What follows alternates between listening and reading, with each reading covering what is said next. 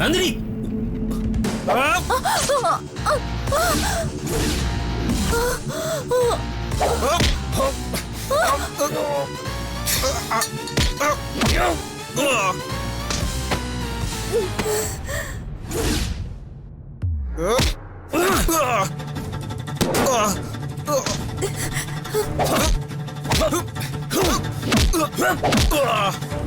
ഗിരി ഗിരി വേണ്ട.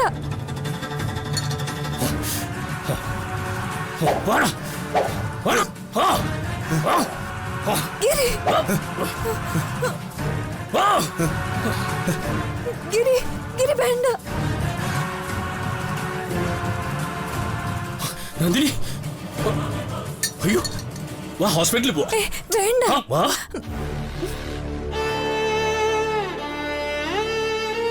ക്രിമിനലുകളായ നാടോടികളുടെ അവസ്ഥയല്ല നമ്മള്. ഒരിടത്ത് നിന്ന് ഓടി മറ്റൊരിടത്ത്, അവിടെ നിന്ന് ഓടി വേറൊരിടത്ത്. ഇത് ഒടുവിൽ ചെന്ന് അകപ്പെടുകയും ചെയ്യും.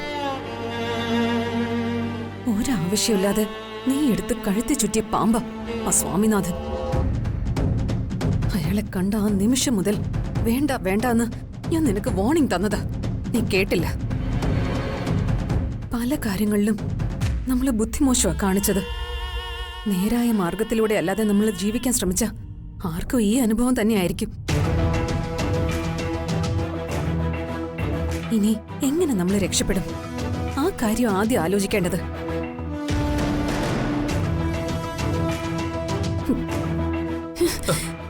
നിന്റെ ഈ മൗനം എന്നെ ആകെ ഭയപ്പെടുത്തുന്ന.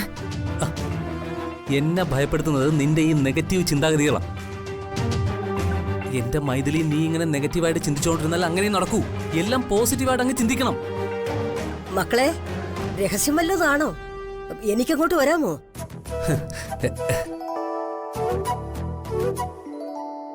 ഞങ്ങൾക്ക് എന്ത് രഹസ്യമേ? ഞങ്ങളെ നന്മയുള്ള ഈ അമ്മയെ പറ്റി പറഞ്ഞോണ്ടിരുന്നതാ. ആണോ? എനിക്കെന്ത് നന്മയാ മക്കളെ. അറിവില്ലാത്ത പ്രായത്തില് ആരെയെങ്കിലുമൊക്കെ വേദനിപ്പിച്ചിട്ടുണ്ടാവും. അതാ ഇപ്പൊ ഇങ്ങനെ കരയുന്നേ. മോളിങ്ങി വന്നേ, എനിക്കൊരു കാര്യം പറയാനുണ്ട്. എന്താ അമ്മേ? മോള് വാ, വന്നേ.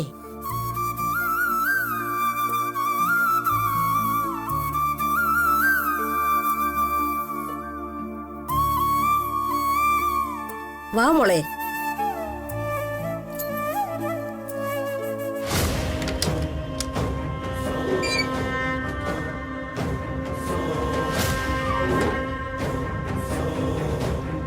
ഇത് എന്റെ മകൻ അവന്റെ ഭാര്യയ്ക്ക് വാങ്ങിക്കൊടുത്ത സ്വർണ്ണാഭരണങ്ങളാ.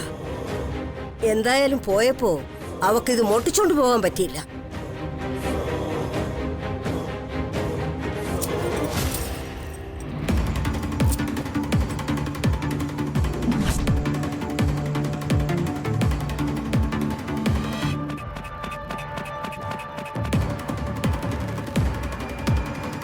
ഇതൊക്കെ എന്തിനമ്മ എന്നെ കാണിക്കുന്നത്?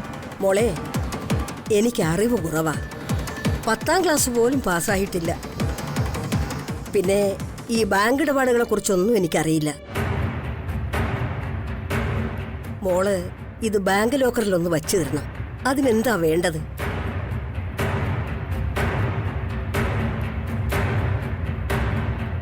അമ്മയ്ക്ക് ഏതെങ്കിലും ബാങ്കിൽ അക്കൗണ്ട് ഉണ്ടോ? ഉണ്ട്. ആ ബാങ്കില് ലോക്കർ ഉണ്ടോ? ഓ, അതെനിക്കറിയില്ല മോളെ. ലോക്കർ ഉണ്ടെങ്കിൽ ആ ബാങ്കിലെ ലോക്കറിൽ തന്നെ നമുക്കിത് വെക്കാം. ഇല്ലെങ്കിൽ ലോക്കറുള്ള മറ്റേതെങ്കിലും ബാങ്കില് നമുക്കൊരു അക്കൗണ്ട് എടുക്കാം. മോള് അമ്മയ്ക്കിത് ചെയ്തു തരുമോ? പിന്നെന്താ? എന്നാ പിന്നെ താമസിക്കണ്ട, നമുക്ക് അടുത്ത ദിവസം തന്നെ ബാങ്കിൽ പോവാം.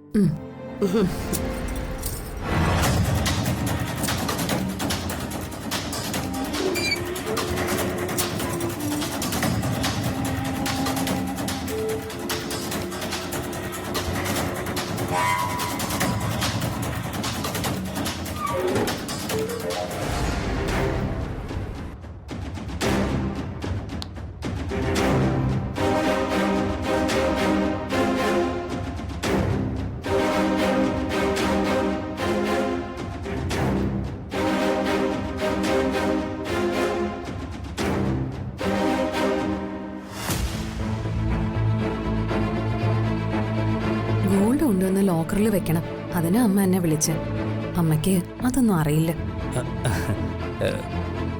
ഒരു 30-35 പവൻ വരുമായിരിക്കും അല്ലേ ആ സ്വർണം? നിനക്കെങ്ങനെ മനസ്സിലായി? അത് ഞാൻ പുറത്തുനിന്ന് കണ്ടു. മൈഥിലി, നമുക്ക് രക്ഷപ്പെടാനുള്ള വഴികൾ തെളിഞ്ഞു വരുക. ആ സ്വർണം അടിച്ചു മാറ്റി വിറ്റ കുറേ കാലത്തേക്ക് നമ്മുടെ പ്രശ്നങ്ങൾ തീരും. നിന്റെ ഈ മോഹം മനസ്സിൽ വെച്ചേച്ച മതി. ആ പാവം അമ്മ സ്വന്തം മകളെ പോലെ എന്നെ സ്നേഹിക്കുന്ന. ഞാനിതിനൊന്നും കൂട്ടു നിൽക്കില്ല. വേണ്ടെങ്കിൽ വേണ്ട. കാശ് കിട്ടുമെങ്കിൽ നീ നിന്റെ പെറ്റമ്മയെ വരെ കൊന്നു കളയുമല്ലേ? നീ ഇത്രയും ക്രൂരനാണെന്ന് ഞാൻ അറിഞ്ഞില്ല.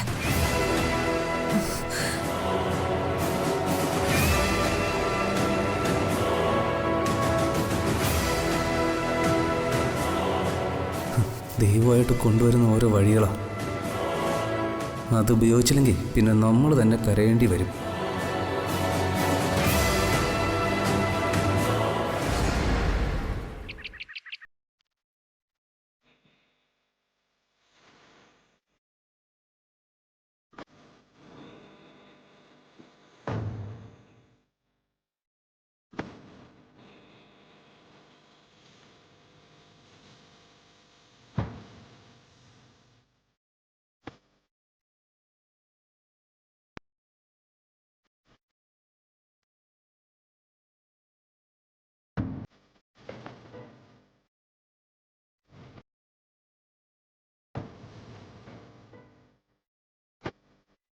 നിന്റെ സ്നേഹപൂർവമായ നോട്ടവും ഭാഗ്യവും ഉണ്ടെങ്കിൽ ഒരു വാക്ക് കേൾക്കാനാ ദാ അവനങ്ങനെ കാത്തു നിൽക്കുന്നത്. അത് ഈ ജന്മത്തിൽ എന്നെ നിന്ന് അവൻ പ്രതീക്ഷിക്കണ്ട. എന്റെ തീരുമാനം ഞാൻ എന്നേ പറഞ്ഞു കഴിഞ്ഞതാ. അത് തന്നെയാ ഇന്നും എന്റെ അഭിപ്രായം. അഭിപ്രായം ഇരുമ്പോലൊക്കെ അല്ല, സ്വന്തം മകന് വേണ്ടി അത് തിരുത്തുന്നത് തെറ്റുമില്ല. കൈമളേട്ടനോട് ഞാൻ പണ്ടേ പറഞ്ഞിട്ടുള്ളതാ, അവന്റെ വക്കാലത്തുമായിട്ട് എന്റെ മുമ്പിൽ വന്നേക്കരുതെന്ന്.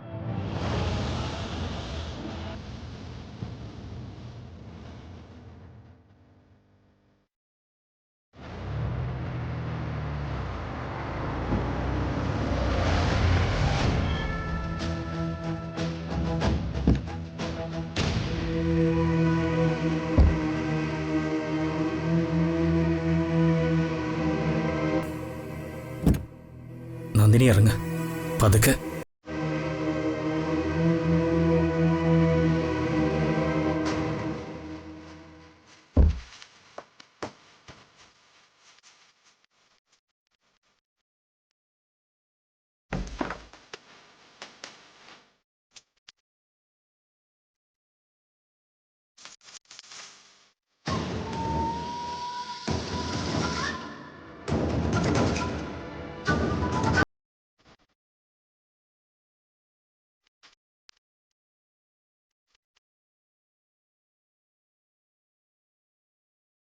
അയ്യോ, എന്തു പറ്റി മോളെ? എന്തു പറ്റി മോളെ? ഇതെന്തു പറ്റിയതാ? ഞങ്ങള് മെറ്റീരിയൽസ് വാങ്ങി തിരികെ വരുന്ന വഴി ഒരു സംഭവം ഉണ്ടായി.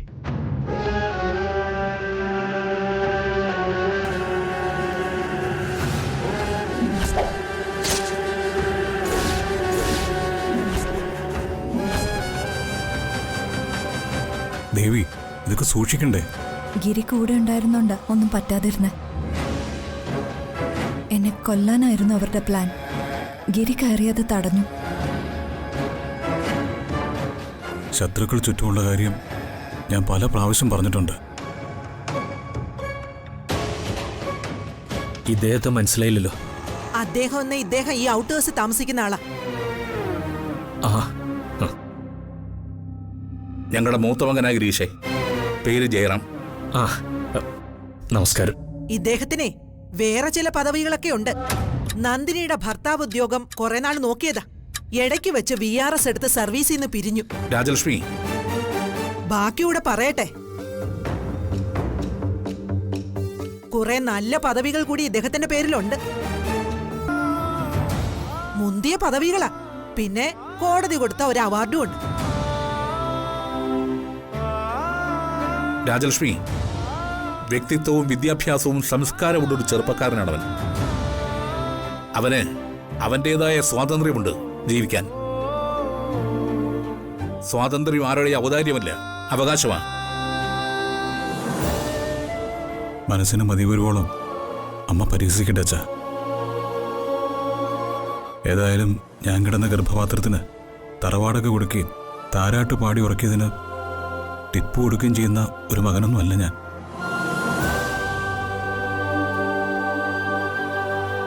പറ്റിപ്പോയൊരു പിഴവിന്റെ പേരിൽ ജീവിതകാലം മുഴുവൻ ഉരുകുന്നൊരു മനുഷ്യനാ. അശ്വത്ഥാമാവ് ചിരഞ്ജീവിയായി ഗതി കിട്ടാതെ അലഞ്ഞത് പാണ്ഡവ പടകുടീരങ്ങൾക്ക് തീ വെച്ച് എല്ലാത്തിനെയും കൊന്നതിന് ഞാനൊരു ചിത്രശലഭത്തിന്റെ ചിറക് പോലും മുറിച്ചിട്ടില്ല.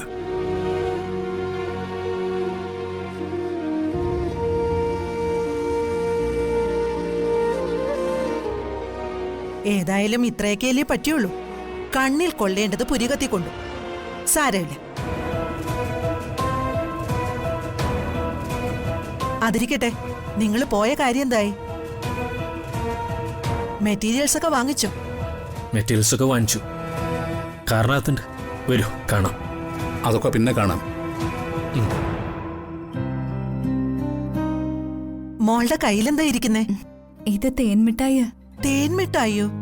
കുട്ടിക്കാലത്ത് നന്ദിനിക്ക് തേൻമുട്ടായി വലിയ ഇഷ്ടമായിരുന്നു. ആ, അതുകൊണ്ട് ഞാൻ വാങ്ങിച്ചു കൊടുത്തത്. ഓ.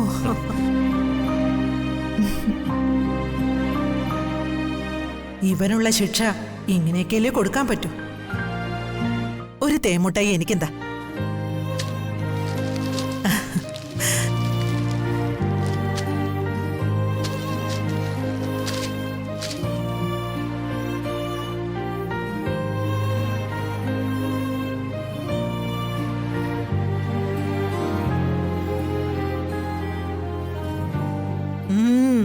നല്ല ടേസ്റ്റ് ഉണ്ട്.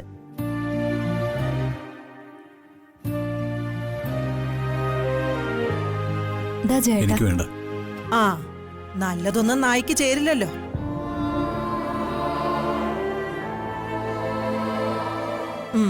അതിരിക്കട്ടെ, ഗിരി എവിടെ താമസിക്കുന്നേ? ഞാൻ ടൗണിനടുത്തുള്ള ഒരു ഹോട്ടലിലാണ് താമസം. ഓ, കമ്പനി ഒന്ന് ക്ലച്ച് പിടിക്കുന്നവരെ അവിടെ താമസിച്ചേ പറ്റൂ. ആ, അതെന്തിനാ ഗിരി ഹോട്ടലിലൊക്കെ താമസിച്ച വെറുതെ കാശ് കളയുന്നേ? ഇവിടെ താമസിച്ചൂടെ?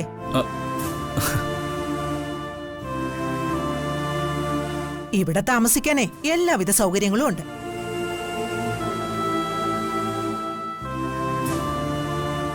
അല്ല, ഗിരി ആലോചിച്ചിട്ട് പറഞ്ഞാ മതി. ശരി അമ്മേ, എന്നാ പിന്നെ ഞാൻ ഇറങ്ങട്ടെ. ഓ, ശരി.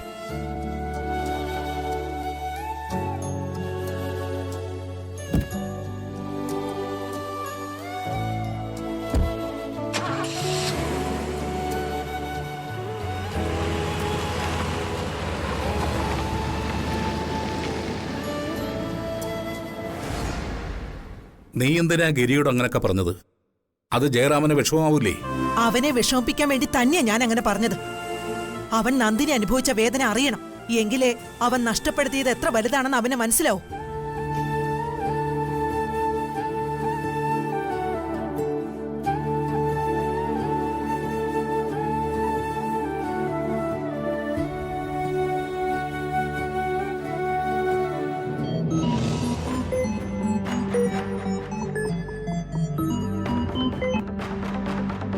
ഹലോ ഇന്ദ്രജെ. ആ സാവിത്രി, കാര്യങ്ങൾ അറിഞ്ഞല്ലോ? അറിഞ്ഞു. അവളെ തീർക്കാൻ ഒരുക്കിയ ആ പ്ലാൻ അതിഗംഭീരമായിട്ട് പൊളിഞ്ഞു അല്ലേ? അവളുടെ കൂടെ ഉണ്ടായിരുന്ന ആ ബാല്യകാല കളിത്തോഴൻ വെറും ചില്ലറക്കാരനല്ല. ഓ, ഇന്ദ്രജ അയച്ച നായാട്ടുകാരും അങ്ങനെ ചില്ലറക്കാരല്ലല്ലോ. ഒരു നരുന്ത് പെണ്ണിനെ തീർക്കാൻ തടിമാടന്മാരായ ഗുണ്ടകൾ ചെന്നിട്ട് അവക്കിട്ടൊന്നും ചെയ്യാൻ പറ്റിയില്ലെന്ന് പറഞ്ഞ അതിന്റെ നാണക്കേട് ചെറുതൊന്നുമല്ല. പിന്നെ നമ്മുടെ ജാള്യം മറയ്ക്കാൻ നമുക്ക് പലതും പറഞ്ഞ് ആസ്വദിക്കാം. ജാള്യത എന്തിന്? അവളുടെ കഥ അവസാനിപ്പിക്കാൻ ഇനിയും അവസരങ്ങൾ അനവധിയല്ലേ? ഈയിടെയായി ഇന്ദ്രജ ഒരുക്കുന്ന കെണികളെല്ലാം 8 നിലയെ പൊട്ടുക.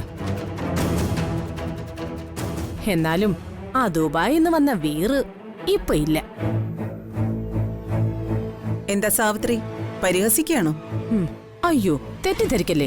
കാര്യം നടക്കാതെ വരുമ്പോ എനിക്കൊരു വിഷമം ഉണ്ടാവില്ലേ? അങ്ങനെ പറഞ്ഞു പോയതാ. എനിക്കൊരു കുഴപ്പവും കൂടാതെ UAE-യിലേക്ക് തിരിച്ചു പോണം. സാവിത്രിക്കും ഒരു കുഴപ്പവും വരരുത്. അങ്ങനെ വേണം അവൾ അവസാനിപ്പിക്കാൻ, ഒരു പഴുതുപോലും വരാതെ. അതിനുള്ള അവസരം നോക്കിയല്ലേ എന്റെയും ഈ കാത്തിരിപ്പ്. എന്തായാലും അവൾ അവസാനിപ്പിച്ചിട്ടേ ഞാൻ പോകും. അവളെ തീർക്കണം, അതെന്റെയും ആവശ്യം. ചെമ്പകമംഗലം തറവാട്ടിലെ മൂത്ത മകള് ഞാന്. ആ എന്റെ സ്ഥാനം അവള് തട്ടിയെടുത്തു എന്ന് മാത്രമല്ല, എന്നെ ഇവിടെ എല്ലാവരുടെ ശത്രുവാക്കി. അത് എനിക്ക് സഹിക്കാൻ പറ്റുന്നതല്ല ഇന്ദ്രജെ. അവരെല്ലാവരും ഇപ്പൊ ഒറ്റക്കെട്ട. അച്ഛൻ എന്നോടുണ്ടായിരുന്ന സെന്റിമെന്റ്സ് കൊണ്ടാണല്ലോ ഞാൻ എന്നേക്കുമായി ചെമ്പകമംഗലത്തെ താമസിക്കുന്നത്. എനിക്കറിയാം സാവിത്രി, എനിക്കെല്ലാം മനസ്സിലാവും. ആ മീനാക്ഷിക്കാണെങ്കിൽ ഇപ്പൊ എന്നെ കൊല്ലാനുള്ള വൈരാഗ്യോ. അല്ല സാവിത്രി, ഞാനൊരു കാര്യം ചോദിച്ചോട്ടെ? എന്താ ഇന്ദ്രജെ? കാർത്തി മീനാക്ഷിയെ കല്യാണം കഴിച്ചതല്ലേ? ഇതുവരെ അവൾക്ക് അവര് സ്ത്രീധനൊന്നും കൊടുത്തിട്ടില്ലല്ലോ. സ്ത്രീധനം നിയമവിരുദ്ധമാ, അതിനെ പ്രോത്സാഹിപ്പിക്കരുതെന്ന ഇവിടെ എല്ലാവരുടെയും പ്രമാണം. എന്നിട്ട് ഫ്രോഡ് വൈശാഖിന് സ്ത്രീധനം കൊടുക്കാൻ അവര് തയ്യാറായിരുന്നല്ലോ. ആ അത് ശരിയാ. അല്ല, സ്ത്രീധനം നിയമവിരുദ്ധം തന്നെയാ, അതെല്ലാവർക്കും അറിയാം. അതങ്ങനെ തന്നെ നിൽക്കട്ടെ. പക്ഷെ അവൾക്ക് കിട്ടാനുള്ളത് കിട്ടണം. അർഹതയുള്ളത് കിട്ടുന്നില്ലെങ്കിൽ ചോദിച്ചു വാങ്ങിക്കണം. സാവിത്രി മീനാക്ഷിക്കുള്ള സ്ത്രീധനം ചോദിച്ചു വാങ്ങണം. തീർച്ചയായിട്ടും ചോദിച്ചു വാങ്ങിക്കണം ഇന്ദ്രജി.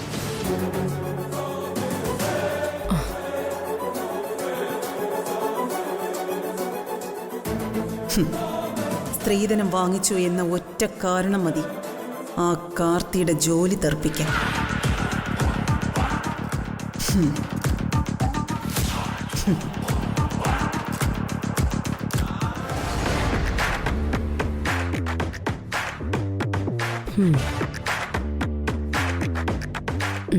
ചോദിക്കാം.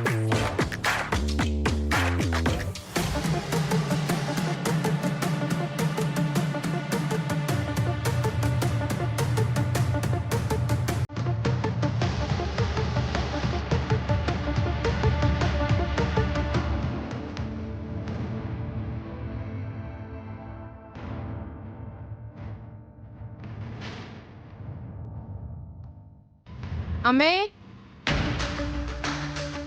അമ്മയില്ലേ മുറിയില്? അമ്മേ,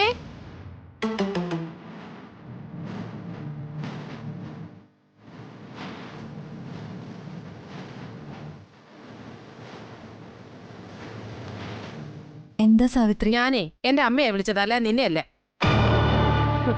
രാജാവിനെ വിളിക്കുമ്പോ കുന്തവുമേന്തി നിൽക്കുന്ന പടം കയറി വരുന്നു. നീ എന്നെ അമ്മയെ വിളിച്ചോണ്ടോ?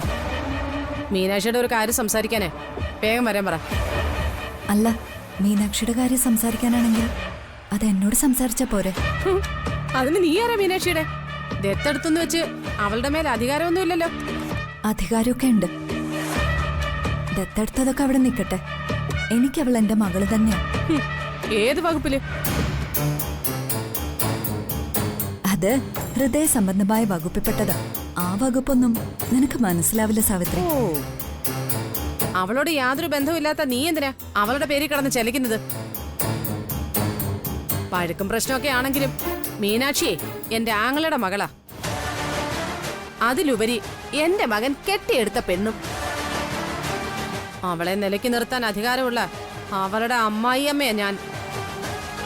മദർ ഇൻ ലോ എന്ന് ഇംഗ്ലീഷിലും. എനിക്ക് സംസാരിക്കേണ്ടതേ ചെമ്പകമംഗലത്തെ രാജലക്ഷ്മി അമ്മയോടാ.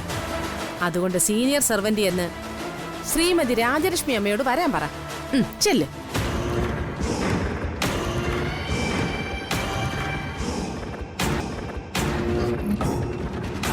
എന്റെ മൂത്ത മകളാ നന്ദിനി, അല്ലാതെ സീനിയർ സർവന്റ് ഒന്നും അല്ല. മറന്നു, ഇത് ദത്തുമകളാണല്ലോ. അതെ, നിനക്കെന്തെങ്കിലും പറയാനുണ്ടെങ്കിൽ പറഞ്ഞിട്ട് നിന്റെ കാര്യം നോക്കി പോടി. എനിക്ക് സംസാരിക്കേണ്ടതേ മീനാക്ഷിയുടെ ഒരു കാര്യം. മീനാക്ഷിയുടെ എന്ത് കാര്യം? മീനാക്ഷിയുടെ സ്ത്രീധന കാര്യം. സ്ത്രീധനക്കാരിയോ? അതെ, സ്ത്രീധനക്കാരൻ തന്നെ. ഓ, അത് ശരി, സ്ത്രീധനക്കാരിയാണോ? എങ്കി പണി കടും പായസത്തി കൊടുക്കാം.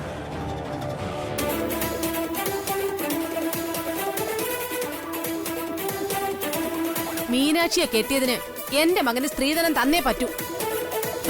എന്റെ മകൻ പോലീസ് ഡിപ്പാർട്ട്മെന്റിലെ ACP-യാ. അവന് ചെറിയ സ്ത്രീധനം കിട്ടിയാലൊന്നും പോരാ. അവനെ കോടികൾ സ്ത്രീധനം കിട്ടും, ന്യായമായി വിവാഹം നടന്നിരുന്നുവെങ്കിൽ. ആ ഇതിപ്പോ അവളുടെ അനുവാദമില്ലാതെ അവൻ ബലമായി പിടിച്ചവളെ താലി കെട്ടിയതല്ലേ. എന്ന് വെച്ച് സ്ത്രീധനം കുറയ്ക്കാനൊന്നും ഞങ്ങൾ സമ്മതിക്കില്ല. അല്ല, സ്ത്രീധനം വേണമെന്ന് കാർത്തിമോൻ പറഞ്ഞോ? പിന്നെ പറയാതെ ഞാനിങ്ങോട്ട് വരുവോ?